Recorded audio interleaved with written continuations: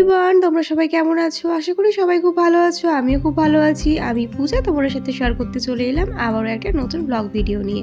তো প্রথমেই সকলকে জানাই ভাইফোঁটার অনেক অনেক শুভেচ্ছা ও অভিনন্দন। আজকে কিন্তু হলো ভাইফোঁটা, তাই কিন্তু সকালবেলায় একেবারে গোপু সোনার ঠাকুরঘর থেকে শুরু করলাম।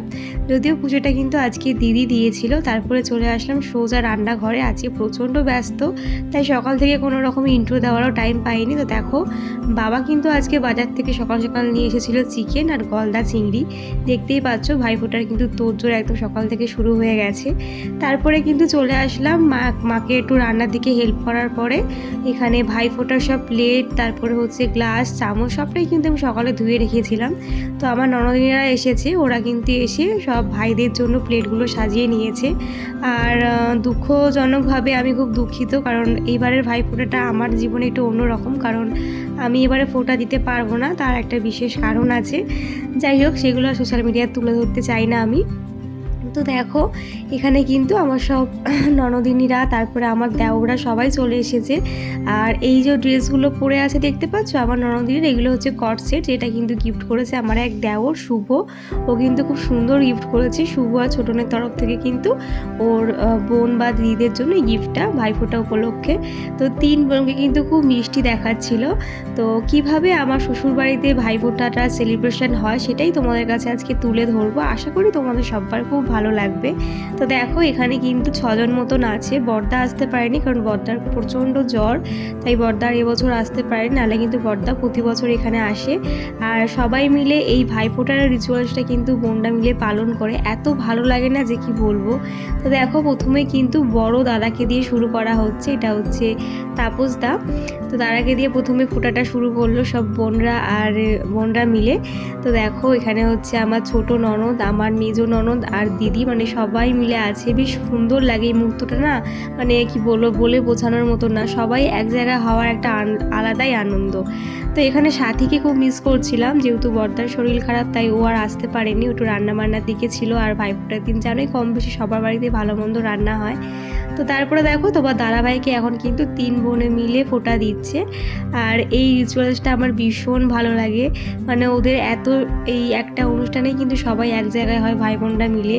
তো তার জন্য কিন্তু আমারও আর এই মুহূর্তটা ছেড়ে বাপের বাড়ি যেতে ইচ্ছা করে না। যাই হোক, ইচ্ছা না করলে উপায় থাকে না বলে যাওয়া হয় না, কারণ ওখানে গেলেও কিন্তু ওখানেও আমার অনেক ভাইরা আছে যাদেরকে ফোঁটা দেওয়া হয় না, যেগুলো আমি বিয়ের আগে দিতাম, শুধু আমার দাদাকেই বিয়ের পরে দেওয়া হয়। যাই হোক, দেখো এখানে কিন্তু ওরা একে একে ফোঁটা দিচ্ছিল আর আমি গিফটগুলো সিলেকশন করে কার কোনটা দিয়ে দিচ্ছিলাম। তো দেখো, দিদি এখানে তোমার দাদাভাইকে গিফটে দিল বোতল। সবাইকে কিন্তু দিদি এবারে বোতল গিফট করেছিল, জলের বোতল। আর এদিকে দেখো, তারপরে হচ্ছে আমার দেওয়ার অর্ঘ্য, ওকেও কিন্তু ফোঁটা দিয়ে দিচ্ছে 3 বোনে মিলে। আর ওদের ড্রেসআপগুলো এত ভালো লাগছিল না, 3 বোনকে দেখে মনেই হচ্ছিল যে বোন বোন, এত সুন্দর লাগছিল।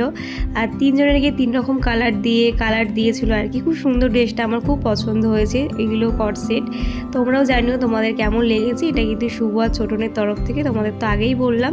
যাই হোক, তারপরে দেখো অর্ঘ্য ওদেরকে গিফট দিয়ে দিল। অর্ঘ্য ওদেরকে নাইটি গিফট করেছিল। আর দেখো, অর্ঘ্যকে মিষ্টি খাওয়ানো হচ্ছিল আর বলা হচ্ছিল যে ওর যেন তাড়াতাড়ি বিয়েটা হয়। তো তোমরা যারা যারা আমার ব্লগে আছো, যদি অর্ঘ্যকে পছন্দ থাকে অবশ্যই আমার কমেন্টে জানিও, যদি কোনো মেয়ের খোঁজ থাকে। যাই হোক, তারপরে দেখো শুভকে এখন ফোঁটা দেওয়া হচ্ছে, তারপরে মিষ্টি খাওয়ানোর পালা। তো খুব সুন্দর লাগছিলো এই মুহূর্তটা, কিন্তু তোমাদের কাছে আমি তুলে ধরছি, আমার সাথে তোমরাও এনজয় করো। তো দেখো, 3 বোনে মিলে কিন্তু খুব মজা করছে, সাথে আমিও করছি। আমিও ওদের ক্যামেরা ধরে দিচ্ছিলাম আর তোমাদের কাছে এই সুন্দর মুহূর্তটা তুলে ধরছি। দেখো, তারপরে কিন্তু একে একে সব ভাইদের ফোঁটা হয়ে গেল। এবার কিন্তু ওদেরকে গিফট একে একে দিয়ে দিচ্ছে। দিদি মাঝে গিফট দিতে ভুলে গিয়েছিলো, তাই কিন্তু আবার গিফটটা দিয়ে দিল। তো এবার দেখো ছোটনের পালা। ছোটন, তারপরে হচ্ছে রনি, মানে এরকম করেই বসানো হয়েছিল বড় থেকে ছোট অবধি। আর সেইভাবেই কিন্তু বড় থেকে ছোট অবধি ফোঁটা দেওয়া হলো। তারপরে দেখো, রিজুকে ফোঁটা দিচ্ছিল হচ্ছে ছোটদির মেয়ে। তো ওরও ফোঁটা হয়ে গেল, যেহেতু মাম্মামদের এখনও 5 বছর হয়নি, তাই তো মাম্মামরা দিতে পারবে না। যাই হোক, তারপরে দেখো আমরা সবাই মিলে একটু ভিডিও ক্লিপ নিয়ে নিচ্ছিলাম। এই যে আমাদের ফুল ফ্যামিলি, মানে ভাই বোনেদের সাথে আমিও আছি। তো তো যাই হোক, তারপরে দেখো এখানে রিজু আর রিজু সব বোনদের নিয়ে একটা ফটো তোলা হলো। তারপরে দেখো তোমার দাদাভাই আমাকে একটু মিষ্টি খাইয়ে দিচ্ছিল। তো এবছরে ফোঁটা আমি এখনও অবধি উপসী ছিলাম। তো যেহেতু ভাবলাম দাদাকে তো ফোঁটা আমি দিতে পারবো না আমার একটু প্রবলেম থাকার কারণে, তাই দিদি বললো যে মিষ্টি খেলে কোনো ব্যাপার না, যেহেতু দাদার ফোঁটাটা দিদিই দেবে, আমি দিতে পারবো না। তারপরে দেখো চলে এসেছিলাম বর্দার বাড়িতে। যেহেতু বর্দার প্রচণ্ড জ্বর ছিল, তোমাদের বললামই বর্দা আমাদের বাড়িতে যেতে পারেনি, তাই কিন্তু এখানেই ওরা 3 বোন মিলে বর্দার বাড়িতে ওকে ফোঁটা দিল, কারণ দাদাকে ফোঁটা দিল। আর তারপরে কিন্তু আমরা একটু ফটো সেশন করতে চলে আসলাম। ওই হচ্ছে সাথী। তো সাথীকে ছাড়া যেন একটা ইনকমপ্লিট লাগছিল ফ্যামিলিটা, তাই ওকে একটু ফটোতে নিয়ে নিলাম। তারপরে কিন্তু বাড়ি এসে আমি মালাইকারিটা রান্না করলাম। মা চিকেনটা করেছিল, আর যা যা রান্না হয়েছিল সেগুলো তোমাদের সাথে পরেই শেয়ার করছি। কী কী রান্না হয়েছিল আজকে ভাইফোঁটা স্পেশাল। আমি সব জোগাড় টোগাড় করে দিয়ে গেছিলাম, মশলাপাতি সবই করে দিয়ে গেছিলাম। আর সবার লাস্টে এসে কিন্তু এই মালাইকারিটা রান্না করলাম। তো দেখো মালাইকারি রান্না করতে করতে আমার অবস্থা হয়ে গেছিলো খারাপ। তো আজকে প্রচণ্ড গরম ছিল, কদিন ধরে এত গরম পড়ছে না যে কি বলবো, যেন মনেই হচ্ছে না যে এটা কালী পুজো চলছে, মনে হচ্ছে এটা দুর্গা পুজোর গরম। তারপরে দেখো আমার দাদাও কিন্তু চলে এসেছিলো, আমার বাবা মা দাদা। তারপরে কিন্তু দাদাকে ফোঁটা দেওয়া হচ্ছে। তোমাদের তো আগেই বলেছিলাম যে আমি ফোঁটা দিতে পারবো না, তাই কিন্তু দিদি রিচুয়ালসগুলো করছিল, আর দিদিকে আমি ছুঁয়েছিলাম, যেহেতু আমি দিতে পারবো না তাই।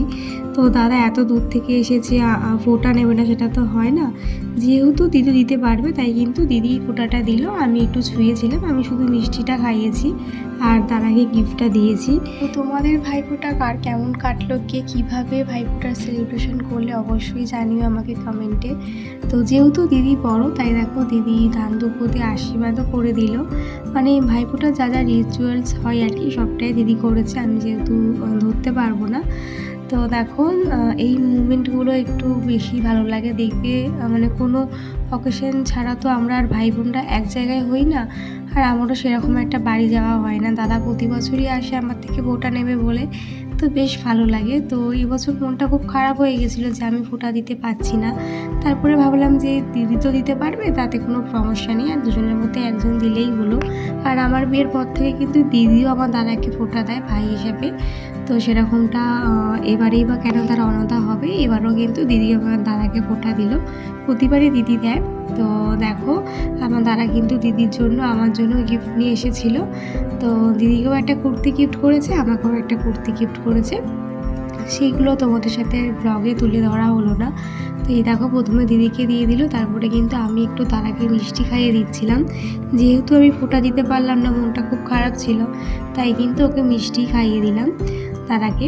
আর তারপরে কিন্তু দাদার গিফটটা আমি দাদাকে দিয়ে দিচ্ছি। ওইদিকে দেখো রিজু কিন্তু আমার দাদার গিফটটা আনতে চলে গেছে, ও কিন্তু এইসব দিক দিয়ে একদম এক্সপার্ট। তো দেখো না কাউকে না বলাতেই ও কিন্তু গিফটটা আমার হাতের কাছে পৌঁছে দিয়েছে, আর আমিও কিন্তু দাদাকে গিফটটা দিয়ে দিলাম। তারপরে কিন্তু এবারে দুই দিদা মিলে, মানে আমার মা আর আমার শাশুড়ি মা মিলে কিন্তু রিজুকে এখন ফোঁটা দিচ্ছে, যেটা ওকে প্রতি বছরই দেওয়া হয়। তো এই বছরই বা তারই বা অন্যতা কেন হবে। তারপরে চলে আসলাম একদম লাঞ্চ টেবিলে। তো দেখো আজকে লাঞ্চে ছিল হচ্ছে মুসুরির ডাল, বেগুন ভাজা, লাল শাক ভাজা, টমেটোর চাটনি, গলদা চিংড়ি মালাইকারি, আর ছিল চিকেন কষা। তো এটাই ছিল আজকে ভাইফোঁটার স্পেশাল মেনু। আর অবশেষে ছিল হচ্ছে দিদির হাতে স্পেশাল স্যালাড মাখা, যেটা দিদি অসাধারণ মাখে। তো প্রথম ব্যাচটা আমি সবাইকে দিয়ে দিলাম, এরপরে হচ্ছে বাবাদের দিয়েছিলাম, তারপরে সবার লাস্টে আমরা মেয়েরা বসেছিলাম। তো মাঝে আর কোনো ব্লগ শ্যুট করা হয়নি, মাঝে দিদিও চলে গেছে বাড়ি। আমি তারপরে দেখো সন্ধেবেলা একটু রেডি হয়ে নিয়েছি, সকালে যে জামাটা পরেছিলাম সেটাই পরে নিলাম, আর অন্য কোনো ড্রেস পরলাম না, কারণ আজকে না শরীরটা একদম ভালো লাগছিল না, সকাল থেকে এত কাটাকাটি গেছে যে আর ইচ্ছা করছিল না ভালো করে অন্য কোনো ড্রেস পরে রেডি হতে। তারপরে দেখো সন্ধ্যেবেলা একটু পূজা মণ্ডপে এসেছিলাম, এখানে মাম্মামকে রেডি করে নিয়ে এসেছি। ও কিন্তু এখানে ওর সব ছোট্ট পিবুনিদের সাথে নাচ করছিল, তো বেশ ভালো লাগছিলো। আজকে মণ্ডপে সেরকম একটা কেউ ছিল না, আমরা কজনই ছিলাম। তার মধ্যে দিদি রিজু ওরা চলে গেছে, ওদের জন্য মনটা খুব খারাপ করছে, কারণ এতদিন ধরে তো ওরা ছিল, তো ওরা থাকতে বেশ ভালো আনন্দ হচ্ছিল, ওরা চলে যাওয়াতে মনটা একটু খারাপ হচ্ছিল, তাই আর সেরকম ভালো লাগছিল না। তো যাই হোক, তারপরে দেখো আমি, মা আর আমার মায়ের শরীরটা একটু খারাপ করছিল, তাও কিন্তু মা এখানে এসে বসে মাম্মামের নাচ দেখছিল। তো এখানে এসে বেশ সন্ধ্যাটা কাটানোর জন্য আসলাম এখানে। তোমার দাদাভাইয়ের আজকে ডে অফ ছিল, যেহেতু আমার শরীরটা ভালো লাগছিল না তাই আর আজকে কোথাও বেরাইনি। তো যাই হোক, বাড়ির কাছে এক জায়গায় পুজো হচ্ছিল বাড়ির সামনেই, তো সেখানের পুজো মণ্ডপটা একটু দর্শন করতে আমি যাচ্ছিলাম, আমার যাওয়া হয়নি। আর সেখানে কিন্তু আজকে খিচুড়ি হয়েছিল, তো খিচুড়িটা আমাদের দিয়ে গিয়েছিল, তাই আর আমি সেখান থেকে খিচুড়ি নিইনি, তবে আমার যে বান্ধবীরা ছিল ওরা নিতে গেছিলো। তো যাই হোক, এই হচ্ছে মা, তাকে দূর থেকে প্রণাম করলাম। তারপর আমার বান্ধবীদের খিচুড়ি নেওয়া হয়ে গেলে কিন্তু আমরা এবার এখান থেকে বাড়ির দিকে রওনা দিয়ে দিচ্ছি, কারণ বাড়ি গিয়ে মামাকে রাতে ডিনার করাবো। আর আমার শরীরটাও ভালো লাগছিল না, তাই কিন্তু আজকে তাড়াতাড়ি শুয়ে পড়বো। তো দেখো, এবার আমরা বাড়িতে হেঁটে হেঁটে চলে যাচ্ছি। তো চলো, আজকের ভিডিওটা আমি এখানে শেষ করলাম। তোমাদের কেমন লাগলো অবশ্যই জানিও, ভালো লাগলে কিন্তু লাইক কমেন্ট করতে কেউ ভুলো না। আর অবশ্যই আমার নেক্সট ভিডিওর জন্য ওয়েট করে থেকো। তাহলে চলো, আজকে ওখানটা দেখা হচ্ছে নেক্সট ভিডিওতে। বাই সবাইকে।